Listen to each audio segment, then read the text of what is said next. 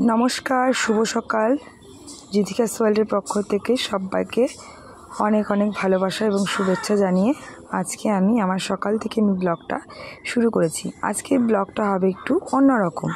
তো বন্ধুরা সবাই দেখতে থাকো, অবশ্যই তোমাদের ভালো লাগবে।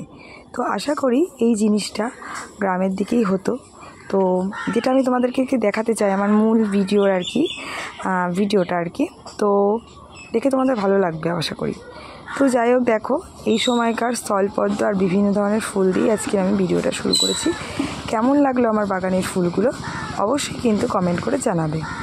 তো যাই হোক, আমার ভিডিওটা দেখতে থাকো, আবারও আমি কথা বলছি তোমাদের সাথে।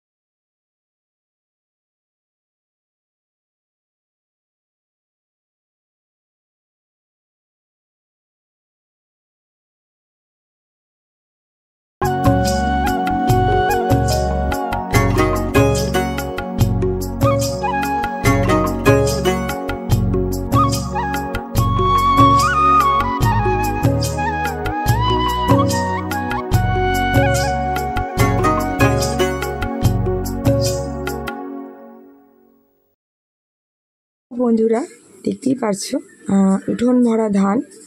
এই ধান থেকেই ধান শুকনো মানে সেদ্ধ শুকনো করেই আমরা কিন্তু বাজারে যেই চালটা পাই সেই চালটা কিন্তু।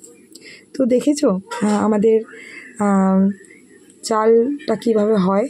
প্রথমে আলো চালটাকে সিদ্ধ করা হয়, সিদ্ধ করে সেটা সারাদিন রোদে শুকানো হয়। তারপরে একটা আছে মানে যতটা না মানে একটা খটখটে ভাব হবে, তারপরে একটা ওরা জানে যে এই সময়টা হয়ে গেছে আর কি ধানটা। তারপরে এই ধানটা চলে যাবে মিলে গিয়েই ভাঙানো হয়ে যাবে, তার থেকে কুড়ো হবে, তারপর থেকে তোমার খুদ বেরোবে, কাটা চাল বেরোবে, তারপর ফ্রেশ চাল হবে।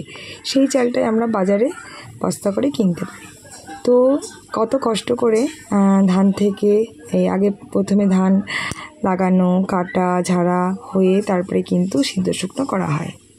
তো যাই হোক, এখানে এটা আমার মামার বাড়িতে আমরা ভাইফোঁটায় এসেছি। তো ভাবলাম এই একটু জিনিসটা একটু মানে ভিডিও করে রাখা যায়। তো দেখো এখন চারিদিকে পাকা বাড়িঘর হয়ে গেছে।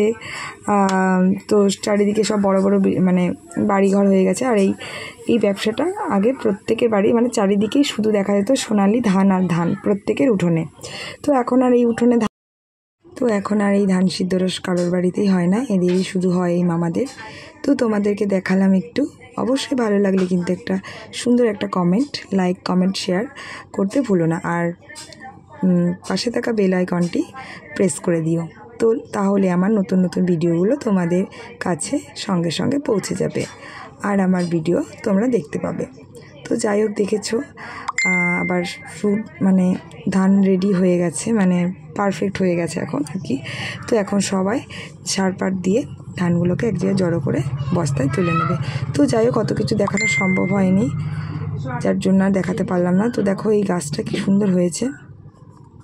তো খুব সুন্দর, বেশ বালির মধ্যে মানে বালির যে ইয়েগুলো থাকে রাবিশগুলো। এই গাছটির কেউ নাম জানো? তাহলে আমাকে একটুখানি জানিও। তো যাই হোক, তো দেখো এটা আমার ছোটো মামার ঘর আর পাশে আমার বড় মামার ঘর। তো ছোটো মামা আরও বাড়িয়েছে, সেগুলো এখনও কমপ্লিট হয়নি। আর আমার ছোটো মামি কিন্তু খুব পরিষ্কার পরিচ্ছন্ন করে ঘরবাড়ি গুছিয়ে রাখে। তো যাই হোক, সেটাই তোমাদের সঙ্গে একটু শেয়ার করলাম। আমার আজকের মামার বাড়ি।